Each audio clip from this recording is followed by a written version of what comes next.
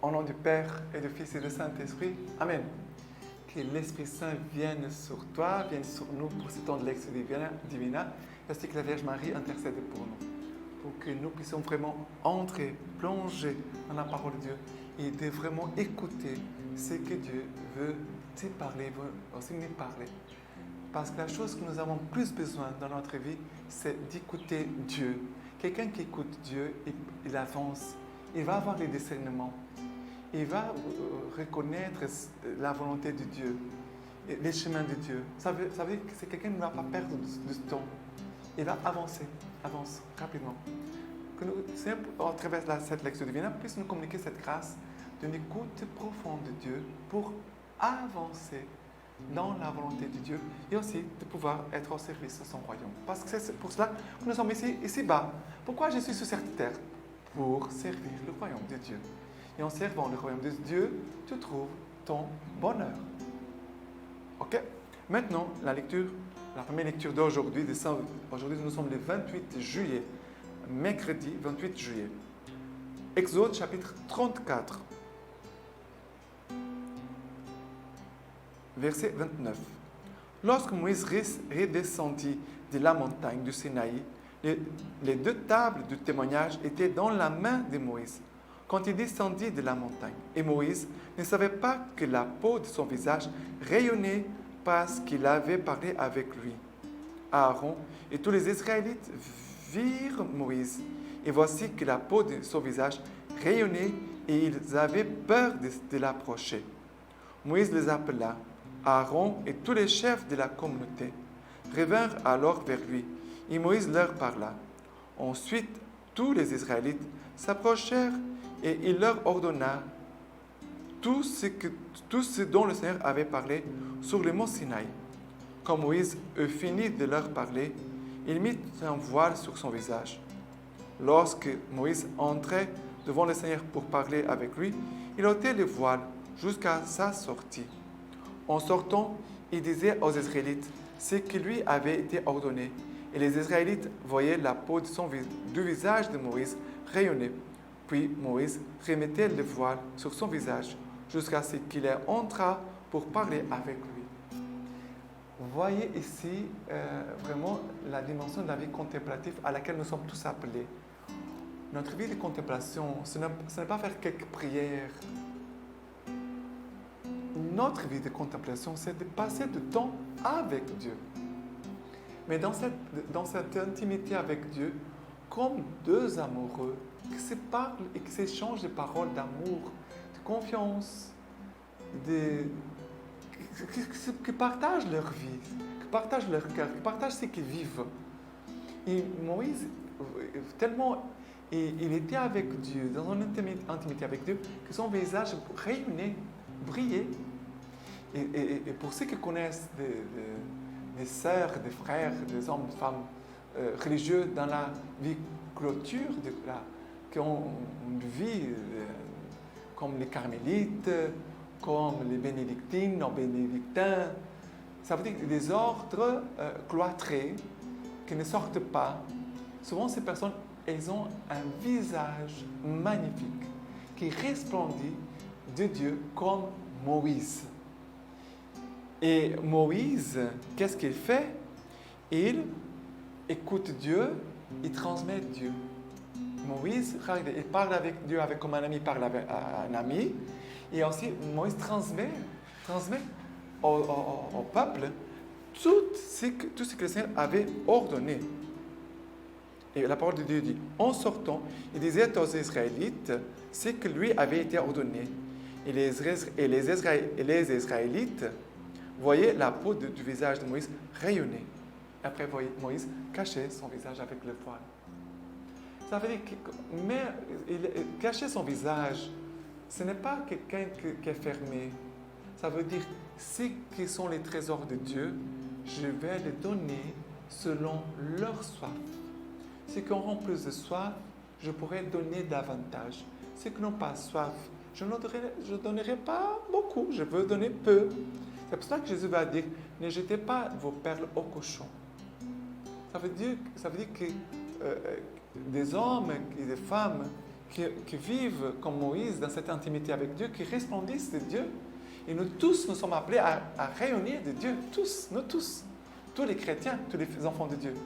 Mais en même temps, de transmettre les paroles de Dieu, la volonté de Dieu, et d'être un témoignage. En fait, Moïse, il témoigne de ce que Dieu est. Dieu est lumière. On lui point de ténèbres, il n'a pas de ténèbres. C'est très beau, c'est très beau. Nous sommes appelés aussi à passer du temps avec Dieu. De vraiment être là avec le Seigneur. Et non pas quelqu'un qui vient, qui prie et va rapidement part, comme quelqu'un qui ne sait pas quoi dire à Dieu. Ça veut dire que cette personne n'a pas une vie de profondeur avec Dieu. N'a pas. OK? Maintenant, le psaume d'aujourd'hui, le psaume 99. Exaltez le Seigneur notre Dieu. Prosternez-vous vers son marchepied. Lui, il est saint. Moïse, Aaron, parmi ses prêtres, et Samuel, appelant son nom, on appelait le Seigneur, et lui, il leur répondait. Dans la colonne de nuée, il parlait avec eux. Eux gardaient ses témoignages, la loi qu'il leur donna. Exaltez le Seigneur notre Dieu, prosternez-vous vers sa sainte montagne. Saint est le Seigneur notre Dieu. Pourquoi il y a peut-être des gens qui se sont posés la question, mais pourquoi il y a des gens qui vivent dans la clôture, dans un monastère, qui ne sortent jamais? Oh, les pauvres, les malheureux, je ne pourrais pas vivre comme ça. Bon, peut-être tu aurais pensé cela, ou alors tu peux te dire, ma prière, je n'avais vu pas bien. Mais pourquoi ces gens-là, nous sommes appelés à vivre de prendre du temps avec Dieu? Parce qu'en passant du temps avec Dieu, il va se communiquer à nous. Personnellement, j'aime beaucoup l'adoration. J'aime passer du temps devant le tabernacle ou devant le Saint-Sacrement. Personnellement, ça ne me fatigue pas, ça ne m'ennuie pas. Je peux passer toute ma matinée, toute ma journée dans une église, dans une chapelle. Pour moi, ce n'est pas embêtant. Parce que je sais avec qui je suis et pourquoi je suis là. Et je sais aussi qu'est-ce que Dieu est en train de faire en moi. Dieu est en train de me transformer, même si je ne vois pas. Dieu est en train de communiquer sa sainteté. C'est comme quelqu'un qui est au soleil, quelqu'un qui passe le temps au soleil. Je suis là au champ, en train de travailler. Je ne pense pas au soleil. Je travaille. Mais le soir venu, mon visage, mon corps a changé. Et ma peau, elle va changer de couleur à cause du soleil. C'est comme nous sommes là devant le Seigneur et non pas notre peau va changer, mais ton âme et ton cœur vont changer. C'est pour cela qu'il dit, exaltez le Seigneur notre Dieu, prosternez-vous vers sa sainte montagne. Et c'est bon, c'est le psaume, c'est dans l'Ancien Testament. Si on allait traduire pour nos jours, on allait dire, prosternez-vous devant le tabernacle, prosternez-vous devant le Saint-Sacrement. Saint est le Seigneur notre Dieu. Voilà. Mais tout à l'heure, je parlais de la soif. Quelle est la taille de ta soif? Tu as une petite soif, une soif moyenne, une grande, immense soif. Parce que Dieu va se donner à toi selon ta soif. Mais aussi, tu vas te donner à Dieu selon la soif aussi qui habite en toi. Quelqu'un qui a une grande soif de Dieu, il va recevoir beaucoup de Dieu, mais il va aussi se donner entièrement à Dieu. Celui qui a une petite soif va recevoir peu de Dieu, mais va donner peu à Dieu aussi. Maintenant, l'évangile d'aujourd'hui, Matthieu chapitre 13. Le royaume des cieux est semblable à un trésor qui était caché dans un champ et qu'un homme vient à trouver. Et le recache, s'en va, ravi de joie, vendre tout ce qu'il possède et achète ses champs. Le royaume des cieux est encore semblable à un négociant en quête de perles fines. En ayant trouvé une de grands prix, il s'en est allé vendre tout ce qu'il possédait et il l'a acheté. Bien sûr, et on peut voir ça de deux dimensions. De notre côté, ça veut dire que j'ai trouvé ma vocation, j'ai trouvé la foi, j'ai rencontré Dieu. Alors pour moi, c'est la chose plus importante. Je peux perdre tout, mais ça, je ne peux pas perdre. la foi en Dieu, ma vocation, je ne veux pas perdre. Parce que c'est mon trésor. Comme prêtre, je ne veux pas perdre ma vocation. Mais je peux la perdre, ma vocation. Si je ne suis pas fidèle à mon engagement, je ne vis pas mon célibat. Ça veut dire, le célibat, ça veut dire que je n'ai pas de rapport sexuel. Si je commence à avoir des rapports sexuels, je suis déjà en train de perdre ma vocation. Si je me suis engagé d'avoir une vie de sobriété. Nous tous les prêtres, tous les consacrés, tous les religieux, nous sommes tous appelés à avoir une vie de sobriété. Si je commence à chercher les richesses, avoir, posséder beaucoup de choses, je suis déjà en train de perdre ma vocation. Si je commence à vouloir des gloires, des titres de gloire, de puissance, je suis déjà en train de perdre ma vocation. Alors, notre trésor, c'est Dieu. J'ai fait ma rencontre personnelle avec Dieu. Je le connais, lui me connaît. Même si je ne connais pas beaucoup Dieu, parce que Dieu, il est éternel, il est immense. Je ne pourrais pas tout comprendre de Dieu. Mais petit à petit, je vais faire une expérience, je fais un chemin avec Dieu, et je vais le connaître, je vais le comprendre. Et Dieu aussi va nous connaît profondément, à chacun de nous, entièrement. Mais notre perle, notre trésor, c'est Dieu. C'est la foi, c'est notre vocation. Et je ne veux pas la perdre, je ne veux rien perdre de ça. Les autres choses, je pourrais perdre. Mais en même temps, nous sommes aussi la perle et le trésor pour Dieu. C'est pour ça que Jésus a tout quitté le ciel, a laissé la Trinité Sainte, est venu sur cette terre, vécu comme un pauvre, n'avait rien, qui est mort sur la croix, qui a essayé de dépouiller de tout, il a tout donné. Il nous a même laissé sa maman pour nous avoir, pour t'avoir à toi et à moi aussi, pour qu'on ne se perde pas. Jésus a payé d'un grand prix, toi comme trésor, ou toi comme sa perle fine, précieuse. Voilà comment nous pouvons faire cette lecture aujourd'hui. Mais soyons radicaux,